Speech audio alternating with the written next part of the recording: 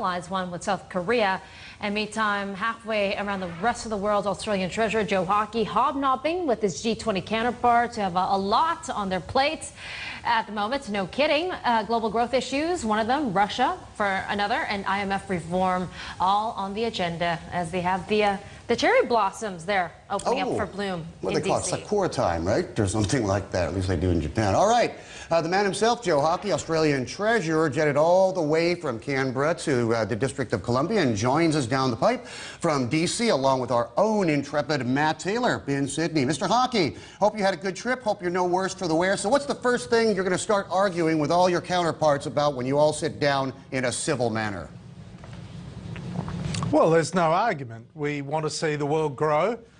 We are going to work towards delivering our goal from Sydney that we increase global growth by 2% over the next 5 years. And also importantly, we've got to focus on delivering new initiatives that help to build a stronger economy rather than simply reheating existing initiatives. And I'll be focusing on that with my colleagues.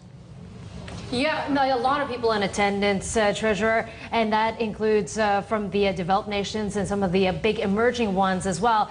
We were talking to Jack Lew last night on U.S. television, an exclusive interview with the U.S. Treasury Secretary, and he talked a lot about global issues, Mr. Hockey, including China. Why don't you take a listen to what he said about the renminbi right now?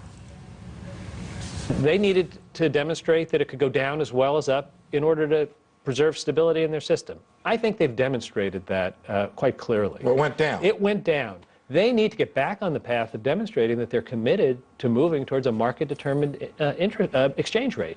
If they want the RMB to be a world currency someday, if they want it to be a reserve currency someday, they need to demonstrate that. Yeah, so Treasurer Hockey, Mr. Secretary Lew there also goes on to say that he would like some more transparency in the renminbi exchange rate and also what the government officials are doing about the Chinese currency. What do you make of these comments? Well, look, I understand where Jack is coming from, and they're the views he expresses privately as well as publicly, so he's entirely consistent. I do note that the Chinese government has come a very long way in a relatively short period of time in relation to the renminbi and, importantly, in opening up the Chinese economy. We all want it to move quicker, but when you reflect carefully on what's happened over the last decade, there has been a lot of movement. And quite frankly, we should be doing what we can to encourage China to continue on the path to full deregulation of its currency and open trading in its currency. And in that regard, I understand where Jack's coming from. Okay, well, Treasurer Hockey, do you think the U.S. is in such a great position right now that they have the authority, the right to be telling other countries what they should be doing about their currency policy? Look, everyone's entitled to an opinion. I have opinions as well, and the beauty of the G20 is that it's a forum which is providing an opportunity for finance ministers and central bank governors to be very frank and honest with each other.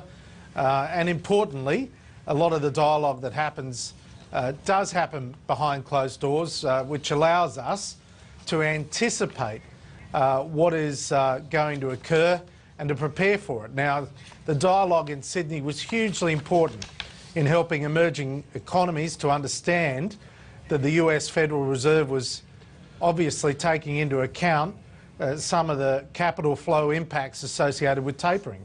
So that's a good thing. And that dialogue will continue again this week.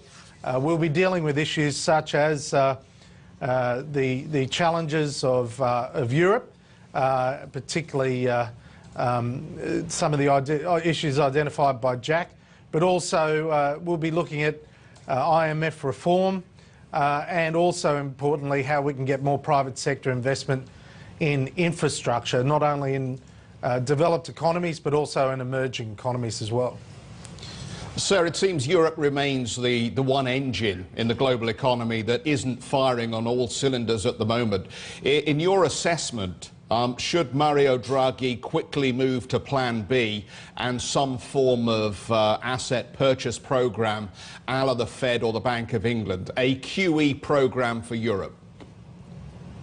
Look, I'm not going to give Mario Draghi advice over the media. I understand where the challenge is, but the fact is that Europe has come back from the edge. I'm actually more bullish about Europe over the medium term than some others, simply because the fact is it has enormous capacity, and we're seeing the United States, which has been through a pretty tough winter, have a more ambitious outlook in the near future. I think that's positive.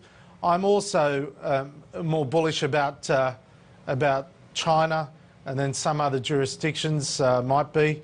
So, look, things will get better. They will get better. It will take longer in some jurisdictions than others, but I have no doubt that the global economy will get better. There are some natural stabilisers in place, and if you look at the medium and the long term, there will be a recovery. The question is how we can facilitate that without creating dislocations that continue to create further instability in capital markets. Treasurer, it's Matt Taylor here in Sydney jumping in as well. It's been a pretty successful week for the government, of course, with that Japanese free trade agreement. The Prime Minister was also in Seoul and he's now headed to China, as we just flagged. What will be the message that the Prime Minister is going to take to the Chinese leaders when he sits down with them over the next few days?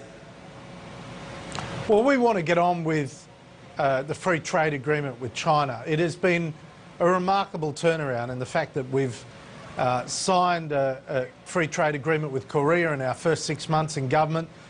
We've now finalised negotiations successfully with Japan on a free trade agreement, and it'd be terrific if we could nail down a free trade agreement with China. We want to grow our markets, and of course these negotiations have been going for years and they've ended up in a cul-de-sac.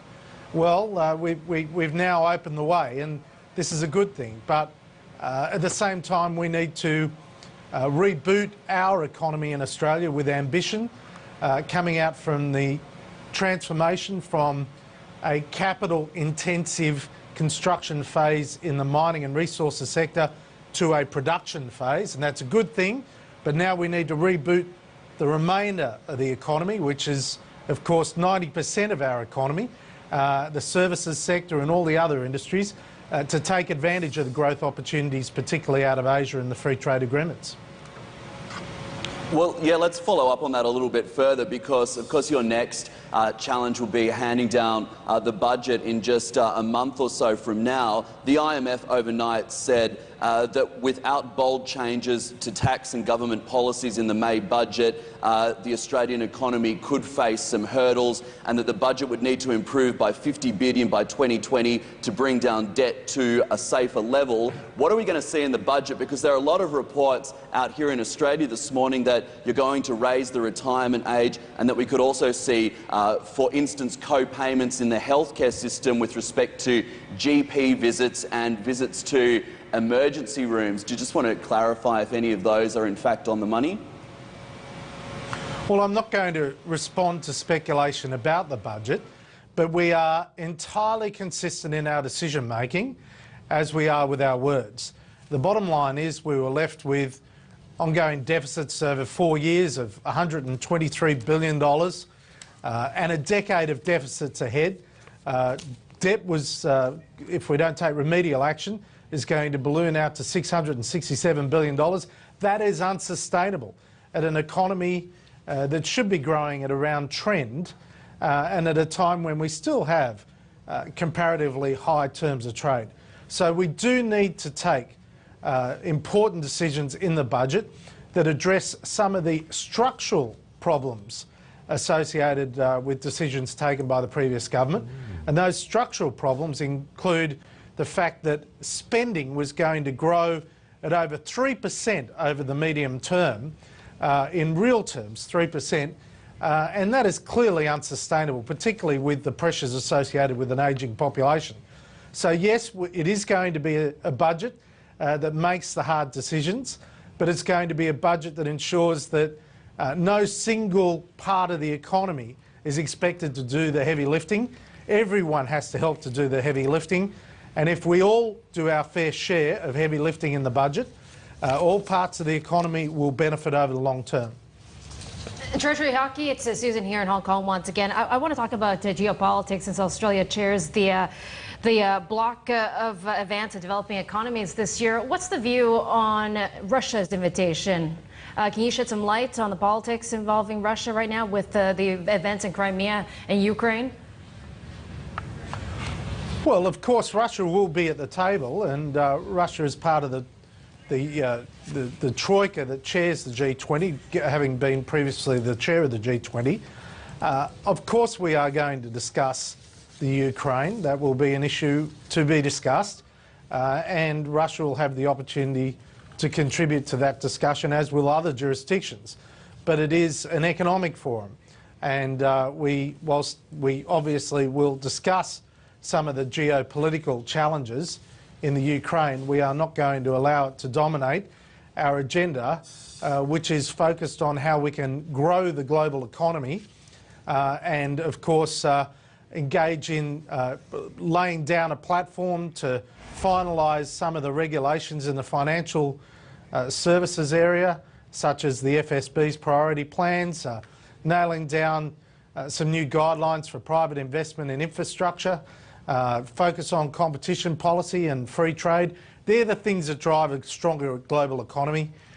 So we're not going to be distracted by the immediate issue in the Ukraine, but of course it will be an issue to be properly discussed.